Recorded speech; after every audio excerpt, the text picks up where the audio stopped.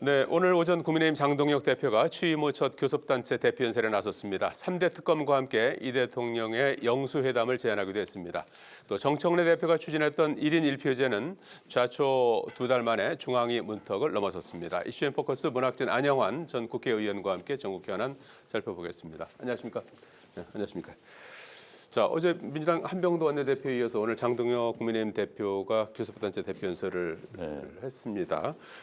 지금 한미 관세 협상 관련해서 이제 비판의 목소리를 냈고요. 그리고 3대 특검, 이른바 이제 대장동 항소 포기, 통일교, 공천원금 의혹 관련해서 3대 특검을 주장을 했고, 또 선거 연령을 만 16세로 하향하자 이런 이제 주장도 했는데요. 어떤 부분에 좀 방점이 찍혔다고 봐야 될까요? 네, 미국의 관세 문제는 야당으로서는 지적할 수 있는 부분이지요. 예. 어쨌든 현 정부가 자신 있게 추진했었는데 트럼프 대통령이 다시 관세 인상하겠다고 나오는 데는 무슨 배경이 있을 거 아니겠습니까? 예. 이제 기본적으로는 국회에 귀책 사유가 있다라고 보여지지만 어찌됐든 그 문제에 대해서 지적은 타당하다고 보여지고요. 예. 그리고 이제 3대 특검 문제는 특히 통일교 부분에 대해서는 특검이 필요하다는 게 제 생각이고요. 예. 그렇지만 이제 현재 지지부진한 상태 아니겠습니까? 그래서 이 부분에 대해서 지적한 거 완전 타당성이 있다고 보여집니다. 근데 16세 선거 연령을 16세로 하향하자. 이건 갑자기 저는 좀 이해는 되지 않아요. 16세면은 우리 시험 고등학교 1학년부터 투표를 할 수 있게 하자는 이야기인데 글쎄 상당히 논란이 될 것 같습니다. 지난번에 현재 18세인가요? 예, 만 18세? 네, 18세도 낮추는데 논란이 있었는데 16세는 지금 유럽의 기준입니다. 유럽 국가들의 기준인데 물론 유럽 학생들을 하는데 우리는 왜 못하냐라고 할 수도 있겠지만은 현재 우리 현실상 고등학교 1학년에게도 투표권을 주자라고 하는 것이 타당성이 있을 것인지에 대해서는 한번 고민을 해봐야 될 것 같고요. 예. 영수회담을 주장을 했습니다. 저는 이재명 대통령이 한 번쯤 만나주는 것도 타당하다고 보여집니다. 네. 과거 윤석열 대통령이 야당 대표 이재명 대표의 영수회담에 대해서 거의 거부를 하고 거의 범죄자 시하면서 거부를 했었거든요. 예. 그걸 반면교사로 삼아서 예. 야당 대표가 만나는 거 만남에 대해서 인색할 필요는 없습니다. 특히 최근에 단식 투쟁까지 한 거 아니겠습니까? 그래서 만나서 건강 문제도 물어보고 당신 진짜 하고 싶은 이야기가 뭐냐 들어보는 것도 좋은 방편이라고 생각하거든요. 그래서 그 문제에 대해서는 청와대 측의 전향적인 검토가 필요하지 않나 싶습니다. 예. 영수회담 말씀을 하셨는데 내일 아마 홍익표 정무수석이 국회에 와서 장동혁 대표를 만나는 걸로 이렇게 일정이 잡혀 있는 것 같아요. 그래서 여기서도 좀 영수회담 얘기가 좀 나올 수도 있을 거겠죠. 그럴 수 있겠죠. 네. 대통령이 제1야당 대표 만나는 거에 대해서 그렇게 짜게 할 필요는 없다. 이거에 대해서는 동의합니다. 예. 그런데 오늘 장동혁 대표 연설에서 얘기한 이 특검 이제 3대 특검을 하자 세 가지 주장을 했는데 계속 주장을 원래 쌍특검이었는데 제가 알기에는 대장동 항소 포기까지 해서 이제 세 개 특검 제안했습니다. 하자 이랬는데요. 이런 거는 사실은 여야가 마주 앉아서 협상해야 될 문제잖아요. 그렇죠. 이거 대통령하고 직접 얘기할 거는 성격상 아니죠. 국회에서 풀어야 될 건데 우리가 누차 지금 느끼고 얘기하지만 여야가 서로 상대를 인정하지 않죠. 글쎄요. 그렇죠. 여야가 협의를 해야 되는데 협상을 해야 되는데 서로 상대를 인정을 안 하니까 무슨 얘기의 실마리를 풀어갈 수가 당초부터 좀 없게 돼 있잖아요. 이게 좀 개탄스러운 거죠. 이게 아무리 여야가 입장이 다른 거는 그럴 수밖에 없어요. 그렇죠. 근데 이 정치는 다름을 서로 인정을 하는 가운데 실마리를 풀어야 할 게 이게 정치의 본령인데 이 정치 자체가 이제 실종이 돼 있는 상태여서 이거는 여에도 그렇고 야에도 그렇고 결코 보탬이 되는 게 아니고 국민 입장에서야 이게 여야가 서로 더 지지하는 층이 따로 있긴 하지만 만나서 문제를 좀 풀어나가는 거 예. 이게 국민에 대한 난 예의다. 예. 그러나 이 문제가 나는 이 지금 저 민주당의 여당 대표인 정청래 대표, 그다음에 장동혁 대표, 예. 그 주변 뭐 무슨 시선 아랑곳하지 말고 마주 앉아서 얘기를 좀 시작을 할 필요가 있다. 그다음에 대통령도 예. 그러면서 대통령도 같이 이렇게 좀 만나고 예. 그런 절차들을 좀 정상화. 그게 난 정상화라고 보거든요. 그래야 한다. 그렇게 생각합니다. 자, 그리고 어제 정청래 대표 수건 과제했던 1인 1표제가 통과가 됐습니다. 16표 찬성표가 이제 많았고 찬성률은 좀 낮은 그런 부분은 이제 지적이 되는데 어쨌든 통과가 돼서 정청래 대표로서는 이제 한숨을 돌리게 됐습니다. 그래서 리더십이 시험대에 올랐다 이런 평가도 있었는데 심지어 이제 8월 당대표 연임에도 탄력을 받게 됐다 이런 분석도 나오고 있습니다. 그렇지만 이제 당면 과제가 조국 혁신당과의 이제 그 합당 문제 아니겠습니까? 그래서 이 부분을 좀 이제 어떻게 이제 돌파할지 이제 관심사인 것 같은데 일단 뭐 최고위원들 이제 반발이 상당했었는데 대화를 하면서 당내 그 갈등을 이제 수습하는 그런 이제 상황인 것 같고 경청의 시간을 갖겠다 이렇게 이제 정청래 대표는 입장을 밝히고 있는데 이 합당 논란도 잘 극복할 수 있을까요? 어떻게 예상하십니까? 저는 지금 민주당 내에 뭐 좀 시끄럽잖아요. 네.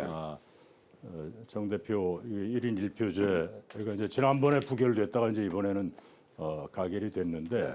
그다음에 조국 혁신당과의 이제 합당 문제 가지고도 지금 티각태각하는데 그 뭐 무슨 뭐 명청 대전이니 뭐 언론에서 뭐 그렇게 이재명 대 뭐 네. 정청래 개파 싸움이다 이렇게 들 하는데 저는 뭐 그렇게 볼 소지가 아예 없는 건 아니지만 기본적으로는 이게 깔려 있는 거예요. 올 8월 전당대회에서 이제 당대표 새로 뽑잖아요. 네. 1인 1표제를 정 대표가 이렇게 집요하게 해서 한번 부결된 거를 다시 붙여서 이제 가결이 됐단 말이에요. 이거는 전당대회에서 8월 전당대회에서 당대표 연임하겠다는 그 속셈이거든요. 이건 네. 뻔한 거 아닙니까? 이게 1인 1표제 당원들한테도 대의원과 똑같이 이제 표값을 준다는 거 아니에요? 예. 여기서는 당원들한테 정 대표가 좀 자기가 강점을 갖고 있다, 더 세다, 뭐 이렇게 판단을 하기 때문에 그래서 당 대표 연임, 그 다음에 이게 또 뭐냐 올 8월에 당 대표 당권을 잡는 사람이 2028년 예. 총선 공천권을 그렇습니다. 행사를 하게 돼요. 28년이죠. 그 다음에 더 나가면 2030년 차기 대통령 선거. 네. 이게 쭉 다 이제 그림이 있는 거란 말이에요. 이 시간표가. 그렇죠. 근데 여기에 정청래 대표와 지금 이렇게 썩 표면에 나서지는 않지만 뻔히 보이잖아요. 네. 지금 대항마로 누구나 지금 짐작을 하고 거론이 되는 사람이 김민석 국무총리란 네. 말이에요. 그래서 8월 전대에서 아마 맞붙을 것이다. 되게 이렇게 보거든요. 이제 그게 깔려 있기 때문에 네. 이게 28년 총선 공천권, 그다음에 2030년 대통령 선거 이거를 말하자면 당내 권력 다툼이 본격적으로 시작이 됐다 이렇게 보는 거예요. 예. 그게 이제 합당까지 맞물려 있어 갖고서요. 그렇죠. 그게 다 맞물려 있죠. 이 조국 혁신당과의 이 합당 문제를 정청래 대표가 좀 치고 나온 거 아니에요. 네. 말하자면 당내에서도 무슨 지도부한테 사전에 알겠습니다. 충분한 설명 없이 이거는 분명히 8월 전대에서 그렇게 해서 합당이 되면 정 대표가 그걸 일종의 어떤 성과로 해서 네. 아주 유리한 고지를 차지한다 이런 계산이었던 것 같아요. 그래서 물밑에 깔려 있는 거는 뭐 대개 짐작하겠지만 정청래와 김민석의 싸움이다. 예. 이렇게 봅니다. 예. 아니 합당 그 갈등은 어떻게 지금 지켜보고 계십니까? 일단 쉽진 않을 것 같아요. 최종적으로. 예. 지금 역대 정권에서 현직 대통령의 임기가 1년이 채 넘지 않은 예. 정말 임기 초기에 무슨 당 쪽의 개파가 만들어졌고 대통령과 각이 지고 있다라는 이야기가 나온 건 제가 알고 있는 한 처음인 것 같습니다. 특히 뭐 어제 최고위원회에서 이현주 최고위원이 뭐 노골적으로 2인자, 3인자 이야기하면서 정 대표를 공격을 했는데 이걸 보면은 당내 분란이 굉장히 생각보다 저는 별로 뭐 크지 않다고 생각했는데 생각보다 큰 것 같아요. 예. 그래서 이런 그 논란이 쉽게 사그라들 것 같지는 않고요. 특히 이제 합당 문제는 현재 민주당 내에서 이번 지방선거 특히 광역자치단체에 나오고 싶어하는 그런 후보군들 그리고 중진 의원들의 이해관계가 맞물려 있는 것 같습니다. 네. 특히 이제 방금도 지적해 주셨지만은 내년 당권과 관련해서 김민석 현 국무총리가 나온다고 하면은 정청래 현 대표와의 격돌에서 누가 이익을 볼 것인가 합당 여부가 네. 이것까지 고려를 해서 지금 이제 생각을 해야 될 것 같아요. 그렇다 보니까 당내에서 이 논란이 합당이다 아니다라고 쉽게 정리가 될 것 같지는 않습니다. 네. 그렇기 때문에 다시 말해서 합당도 쉽게 될 것 같지는 않다는 생각이 들고요. 네. 지금 대통령의 의중이 있을 겁니다. 분명히 대통령의 의중이 지금 아마 어떤 의미로든지 어떤 의미로든지 간에 표출될 수밖에 없는 거고 그 의지의 표출의 강도가 아마 합당 여부를 결정하지 않을까 싶습니다. 알겠습니다. 1인 1표제에 이어서 합당 논란 이 부분을 이제 정청래 대표가 어떻게 이제 넘어설 수 있을지 이 부분이 이제 앞으로 관심사인 것 같고요. 자, 이재명 대통령이 이제 부동산 시장을 향해서 연일 강도 높은 발언들을 쏟아내고 있습니다. 오늘은 이제 다주택자보다 집값 폭등으로 고통받는 국민을 배려해야 된다 이런 입장도 내놨고요. 이제 정부로서는 이제 양도세 추가 유예가 이제 없다고 이제 못을 받고 이제 진행하고 있는 그런 상황이고 이걸 이제 비판하는 언론 지적에도 이제 일일이 반박하면서 정책 실행 의지를 강조하고 있는 상황인데 대통령의 이런 그 여론전 어떻게 평가하시고 이 부동산 정책과 관련해서는 이제 어떤 좀 대안을 좀 갖고 계십니까? 부동산 문제가 지금 이게 역대로 정말 잘 안 풀렸던 문제죠. 네. 우리가 뭐 생생히 기억하잖아요. 노무현 정권 때도 마찬가지고 문재인 정권 때도 마찬가지예요. 좀 혼신의 힘을 다해서 특히 문재인 대통령 같은 경우는 자신 있다라고 임기 초반에 예. 얘기를 해. 근데 분명히 집값 잡는다, 부동산 문제 해결한다. 그런데 결국 집값 폭등만 불러왔거든요. 노무현 정권 때도 마찬가지입니다.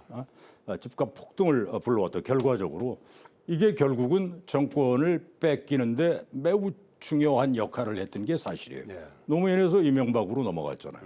그다음에 문재인에서 누구한테 넘어갔죠? 윤석열한테 넘어갔잖아요. 몇 가지 다른 요인도 있지만 이 부동산 문제 이게 정권의 향배를 가름하는 굉장히 중요한 문제. 그거를 이재명 대통령 뻔히 안단 말이에요. 네. 그렇기 때문에 지금 이게 초강수를 이제 두는 건데 이거는 전문가들 얘기를 들어보더라도 중요한 건 대통령의 그 의중이 그렇게 초강수로 이렇게 나가는 거 이거는 뭐 있을 수는 있어요. 그런데 그걸로 과연 이 부동산 문제가 해결이 되느냐? 정부를 이기는 시장 없다. 뭐 이렇게 얘기를 했잖아요. 근데 과연 그럴까? 이거에 대해서는 저는 사실 좀 긴가민가 하거든요. 이게 중요한 거는 대통령이 그런 강한 의지를 보이는 거는 뭐 좋습니다. 그렇게 하겠다는 그런 의지를 보이는데 중요한 건 이 세밀한 정책적 뒷받침이 따라야 한다.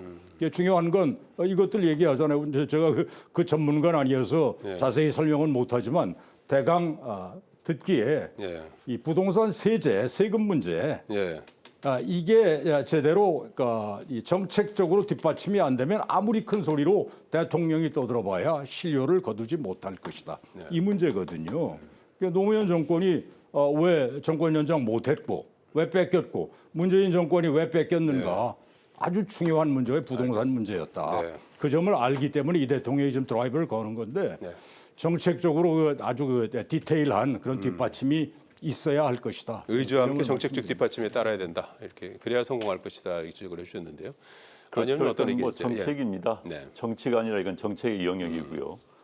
대통령이 지금 본인의 뭐 SNS에 아주 강경한 말들을 쏟아내고 있는데 뭐 마음은 똑같을 겁니다. 부동산 투기를 잡고 대한민국의 부동산 시장을 안정화시키고 청년 세대에게 또 서민들에게 희망을 줘야 된다는 것 그건 뭐 거기에 반대하는 사람 대한민국에 없을 거예요. 예. 뭐 일부 다주택, 뭐 다가구 소유자들을 제외하고는요. 그런데 이걸 마치 대통령 현 정부의 정책에 대해서 일부 지적을 하는 언론이나 또 야당을 죄인시하는 것, 저는 이건 아니라고 봅니다.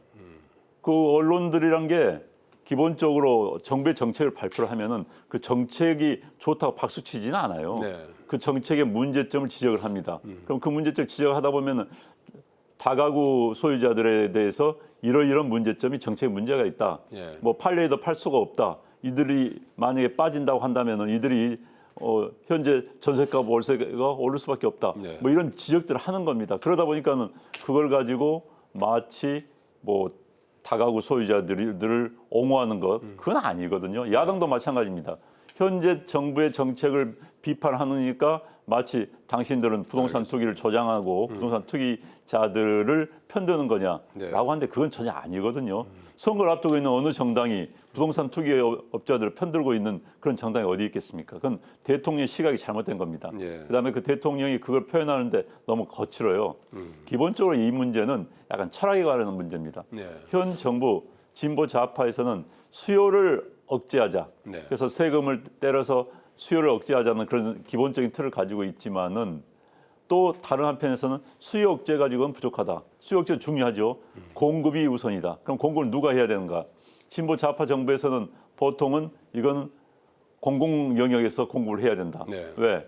사적 영역에서 하다 보면 과도한 이익이 집중되기 때문에 또 그것도 아니거든요. 그러니까 그런 문제점들에 대해서 종합적인 검토가 필요하지 이것을 무턱대고 공격하고 알겠습니다. 그런 건 아니라고 생각이 합니다. 예.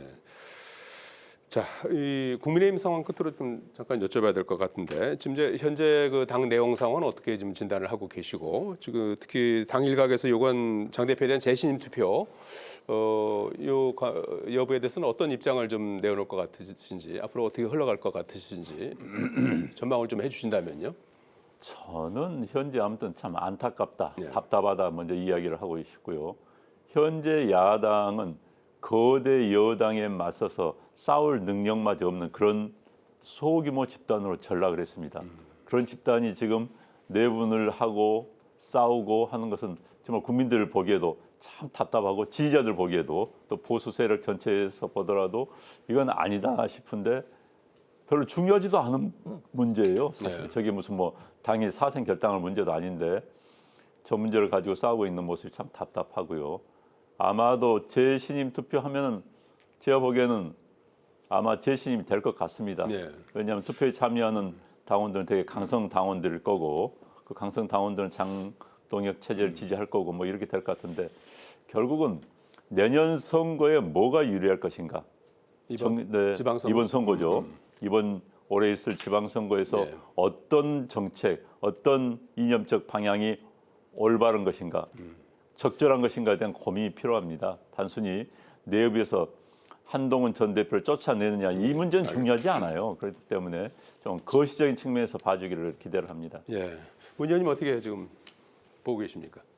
제가 오늘 아침에 우리나라의 뭐 대표적인 보수적 성향의 뭐 신문이라는 어느 신문에 예. 물론 그 신문사 소속은 아닌데 어느 대학 교수가 쓴 칼럼을 재미있게 봤어요. 예. 지금 국민의힘 하는 거 보니까 이게 설망해서는 안 되겠다. 아주 싹 망해야 된다. 그래야 보수가 다시 일어날 수 있는 터전이 만들어지지. 그냥 어영부영 무슨 당 이름 바꾸고 뭐 이렇게 해서는 신용해서는 절대 가망이 없다. 뭐 이런 쪽의 칼럼을 봤는데 뭐냐면 정말 이게 헛웃음밖에 안 나와요. 뭐 당내 일각이 어디 무슨 뭐 전모 씨 또 무슨 고모 씨 뭐 이런 유튜버들 있잖아요. 네. 전두환, 윤석열 이 사람들 그 사진을 전 대통령이라고 당사에 걸자 뭐 이런 주장을 하는 사람들도 있다고 그래. 이런데 얹혀서 가면 진짜 아까 어떤 그 칼럼 쓴 교수가 지적했듯이 제대로 망하는 길로 가는 것입니다. 국민의힘 상황도 앞으로 좀 지켜보도록 하겠습니다. 여기까지 듣겠습니다. 고맙습니다.